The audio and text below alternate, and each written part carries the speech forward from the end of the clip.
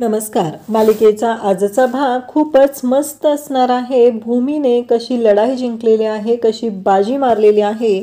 ज्या रागिणीने सर्व गोष्टी करून ठेवलेल्या होत्या, अगदी नेमप्लेट तयार केलेली होती. त्याचबरोबर बंगल्याला रागिणी विला नाव द्यायचं होतं, ती नेमप्लेट तयार होती. सगळ्या गोष्टी करून ठेवलेल्या होत्या.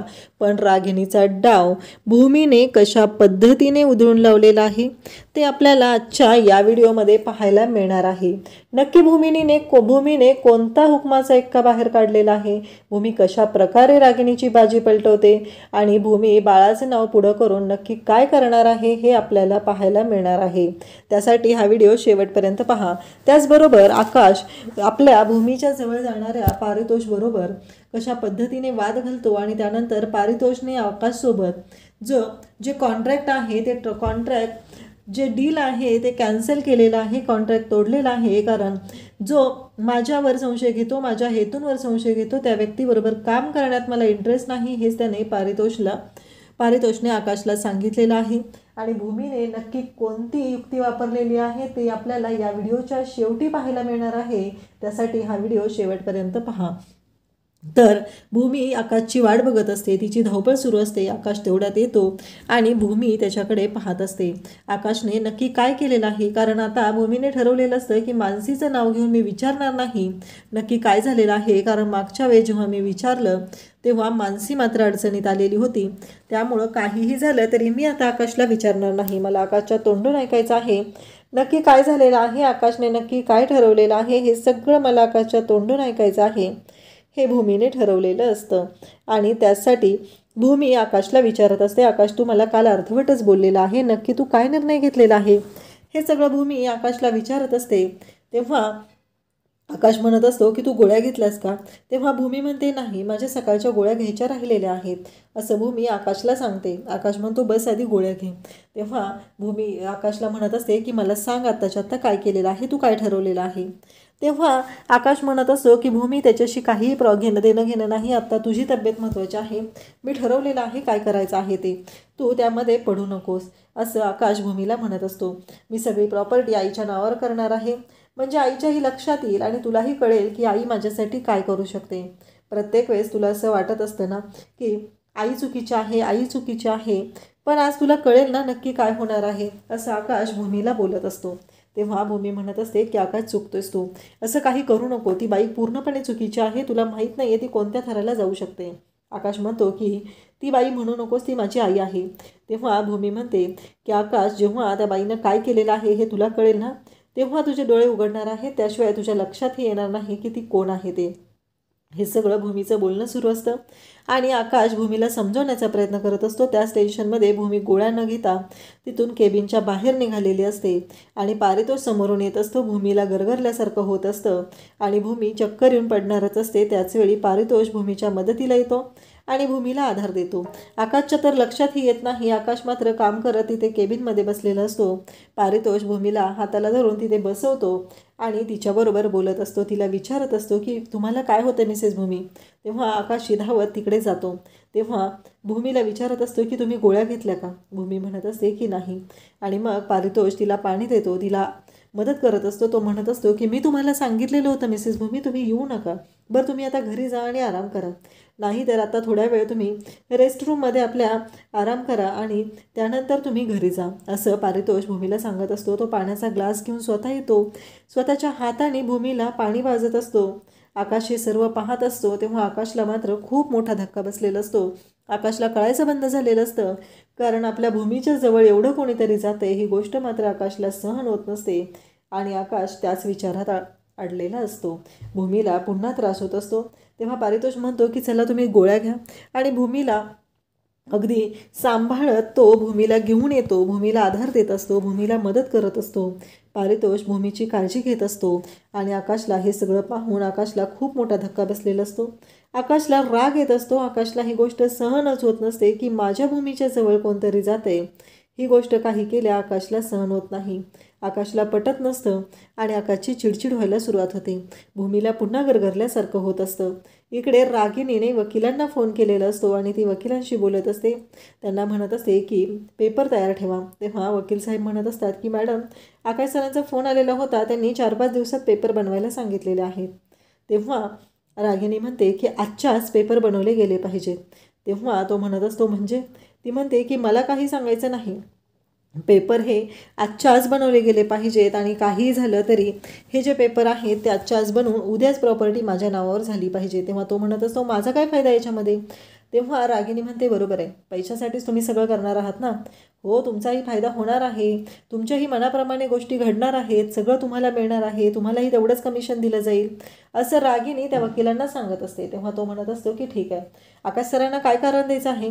तेव्हा रागिनी म्हणते तो तुमचा प्रश्न आहे, तुम्ही ठरवा आकाश सरांना काय कारण द्यायचं आहे ते, असं रागिनी सांगत असते. आणि त्याच वेळी आपल्याला पाहायला मिळतं की रागिनीने सांगितलेलं असतं आणि त्याच पद्धतीनं आता रागिनीने पेपर बनवायला सांगितलेले असतात आणि रागिनीने हे सगळं केलेलं असतं. ते म्हणजे प्रॉपर्टी मिळवण्यासाठी हा सगळा तिचा डाव असतो.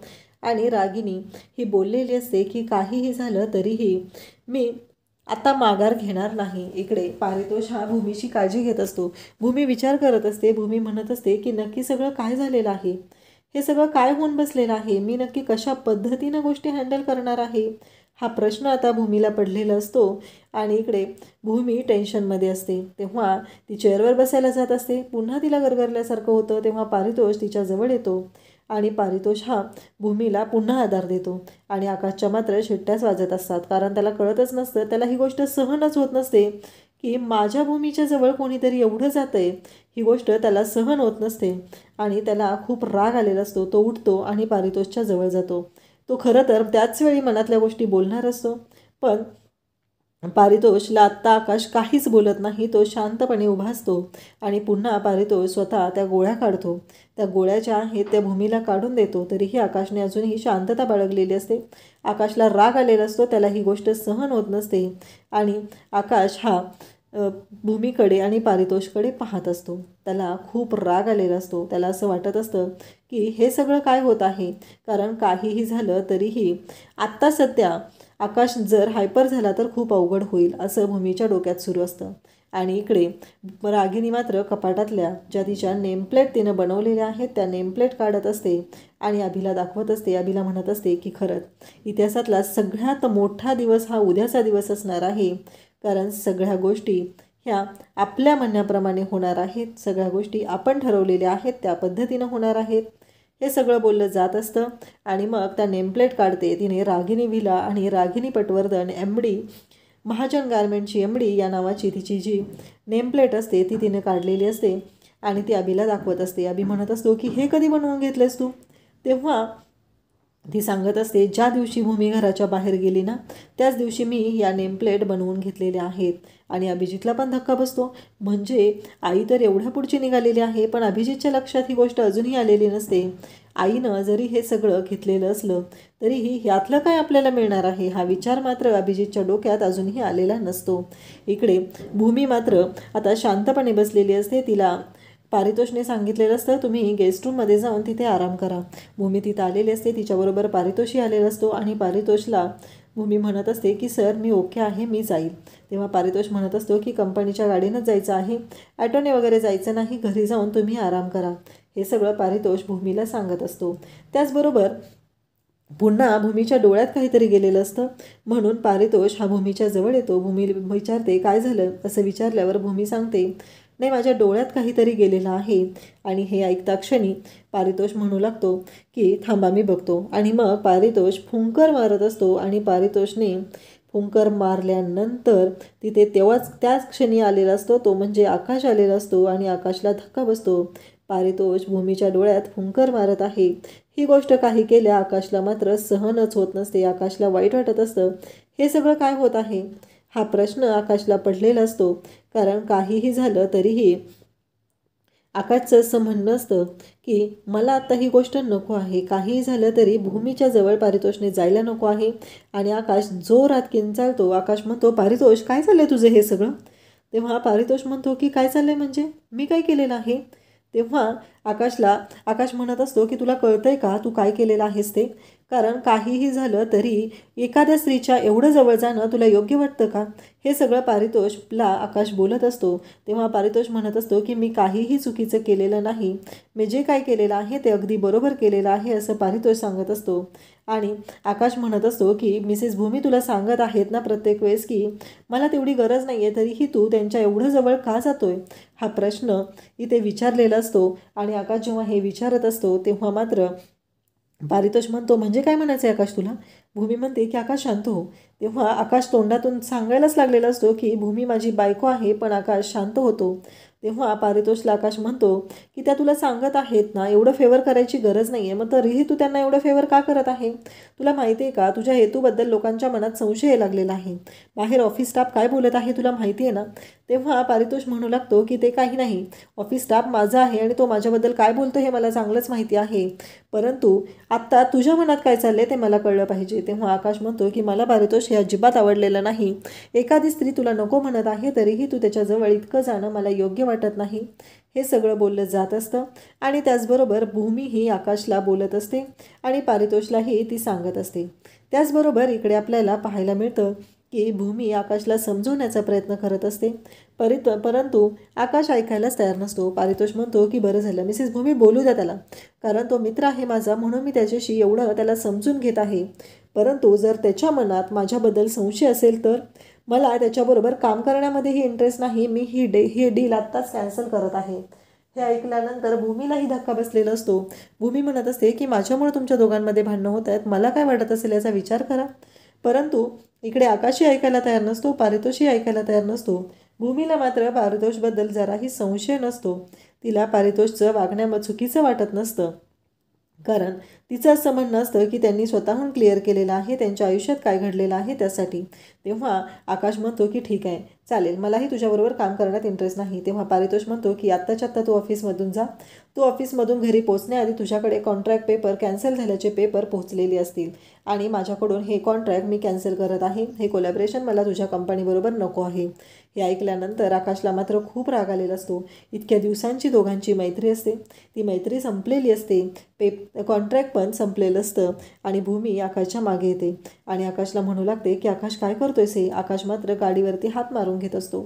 भूमी म्हणत असते की आकाश हे चुकीचं आहे, तू अशा पद्धतीनं रिॲक्ट व्हायला नको होतं, तुला माहिती आहे ना पारितोष सरांनी आपल्याला सगळं सांगितले. आकाश म्हणतो भूमी मला अजिबात सहन होत नाही, तुला असं कळत नाही आहे का तो तुझ्या जास्तच जवळ येत आहे. तेव्हा भूमी म्हणते हो बरोबर आहे, पण त्यांचा हेतू मात्र चुकीचा नाही. आम्हाला मुलींना लक्षात येत असतं नक्की काय आहे, समोरची व्यक्ती आमच्याशी कशा पद्धतीनं वागत आहे ही गोष्ट आमच्या चांगलीच लक्षात येत असते. हे भूमी आकाशला समजून सांगत असते, परंतु आकाश म्हणत असतो भूमी मला ते अजिबात आवडलेलं नाही, पारितोष तुझी एवढी काळजी करतो ही गोष्ट मला सहन होत नाही, हे स्पष्टपणे आकाश सांगत असतो. भूमी म्हणत असते मला काही त्यामध्ये गैर वाटत नाही. आणि मग आकाश आणि भूमी यांच्यामध्ये वाद सुरू झालेले असतात. भूमी म्हणते की हे सगळं काय होऊन बसलेलं आहे, एकतर मी हे सगळं काय ठरवलेलं होतं, आता एकतर हा रागिणीच्या नावावर तिथं प्रॉपर्टी करणार आहे आणि आता हे प्रॉब्लेम यांच्या दोघांमध्येही भांडणं झालेली आहेत, मी कशा पद्धतीनं गोष्टी हँडल करू हा विचार भूमी करत असते. त्याचबरोबर आपल्याला पाहायला मिळतं की भूमी आकाशला समजवत असते, पण आकाश म्हणत असतो की जर तुला माझं बोलणं पटतच नसेल, तुला माझं बोलणं ऐकायचंच नसेल तर मला तुझ्याशी बोलण्यात इंटरेस्टच नाही. तुला जर सगळ्या गोष्टी तुझ्याच बरोबर वाटत असतील, माझ्या गोष्टी चुकीच्या वाटत असतील तर नाही. यामध्ये आकाशने रागिणीबद्दल भूमीला जे काय वाटत आहे तेही बोलून दाखवलेलं असतं आणि आकाश रागाच्या भरात आता गाडी घेऊन निघत असतो. तेव्हा भूमीचं असं म्हणणं असतं की आकाश शांत हो, एवढ्या टेन्शनमध्ये तू गाडी चालवू नकोस, असं भूमी आकाशला समजवत असते. परंतु आकाश मात्र ऐकायला तयार नसतो आणि तो रागातच तिथून निघून जातो. भूमीने आकाशला समजवण्याचा खूप प्रयत्न केलेला असतो, पण आता भूमीच्या पुढे कोणताच पर्याय राहत नाही. आणि त्याचबरोबर इकडे भूमी आकाशला समजवते, पण आकाश रागाच्या भरात निघून जातो. इकडे रागिणीने मात्र आता प्रॉपर्टीचे पेपर तयार करायला घेतलेले आहेत आणि आजच्याच वकिलांना ते पेपर घेऊन सहीसाठी घेऊन यायला सांगितलेलं आहे. आणि इकडे भूमीला मात्र टेन्शन आलेलं असतं. भूमी म्हणते काही करून मला या दोघांमधला वाद मिटवला पाहिजे, पण त्याआधी त्या रागिणीने जे काही कांड सुरू केलेलं आहे ते संपवलं पाहिजे, हे इकडे भूमीच्या डोक्यात सुरू असतं. उद्याच्या भागामध्ये आपल्याला पाहायला मिळणार आहे की वकील साहेबांना बोलवलेलं आहे, पेपर्स तयार आहेत आणि आकाश आता पेपर साईन करायला घेत येत आहे आणि रागिणीला तो म्हणत आहे की आई, एकदा का ही प्रॉपर्टी मी तुझ्या नावावर केली आणि तरीही तू माझ्यावरती तेवढंच निस्वार्थीपणे प्रेम करत राहिली तर भूमीच्या मनातली जी शंका आहे ती दूर होईल. रागिणी मात्र खुश झालेली असते. आकाश त्या पेपरवरती साईन करत असतो आणि तेवढ्यातच भूमीची एंट्री होते. जबरदस्त अशी धमाकेदार एंट्री करत भूमी आलेली असते आणि भूमी म्हणते, आकाश थांब, तू या पेपरवर सह्या करण्याआधी तुला आणखी एका पेपरवर सह्या कराव्या लागणार आहेत. हे ऐकल्यानंतर आकाशला धक्का बसतो. आकाश म्हणतो, म्हणजे? तेव्हा भूमी सांगते की हो, या डिवोर्स पेपरवरती तुला सह्या कराव्या लागणार आहेत आणि त्याचबरोबर ही जी प्रॉपर्टी आहे माझ्या बाळाच्या हक्कासाठी, यातली निम्मी प्रॉपर्टीसाठी मी क्लेम करत आहे, कारण माझ्या बाळाच्या भविष्यासाठी मला हा निर्णय घेणं गरजेचं आहे. म्हणजे भूमीने आता येऊन आकाशला ठणकावून सांगितलेलं आहे की ही तू प्रॉपर्टी दुसरं कोणाच्याही नावावर करू शकत नाही. या प्रॉपर्टीवरती फक्त माझ्या बाळाचा हक्क आहे. आणि तेच रागिणीचा डाव उधळलेला असतो. आणि मग प्रॉपर्टीचे जे पेपर्स असतात ते पेपर्स भूमीने हातात घेतलेले असतात आणि त्या प्रॉपर्टीच्या पेपरवरती आकाशने सह्या करण्याआधी भूमीने ते पेपर फाडून टाकलेले असतात आणि आकाशच्या पुढे डिवोर्सचे पेपर दिलेले असतात. म्हणजे आता 6 महिन्याचा कालावधी असतो. 6 महिन्याच्या या कालावधीमध्ये आकाश आणि भूमी यांचा डिवोर्स होऊ नये, म्युच्युअल अंडरस्टँडिंगने त्यांचं लग्न टिकावं यासाठी कोर्ट प्रयत्न करणार असतं.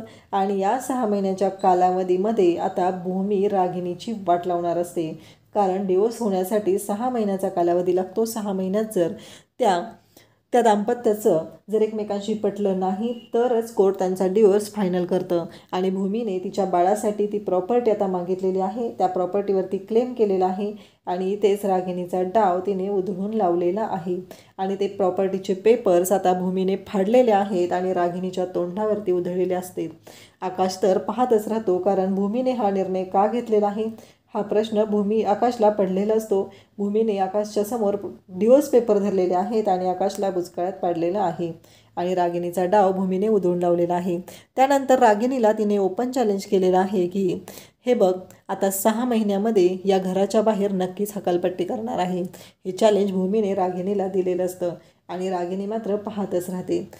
तर भूमीने रागिणीचा डाव अशा पद्धतीने उधळून प्रॉपर्टी वाचवलेली आहे. तुम्हाला आजचा भाग कसा वाटला ते नक्कीच कमेंट करून सांगा. अशाच अपडेटसाठी चॅनलला सबस्क्राईब करा. थँक्यू.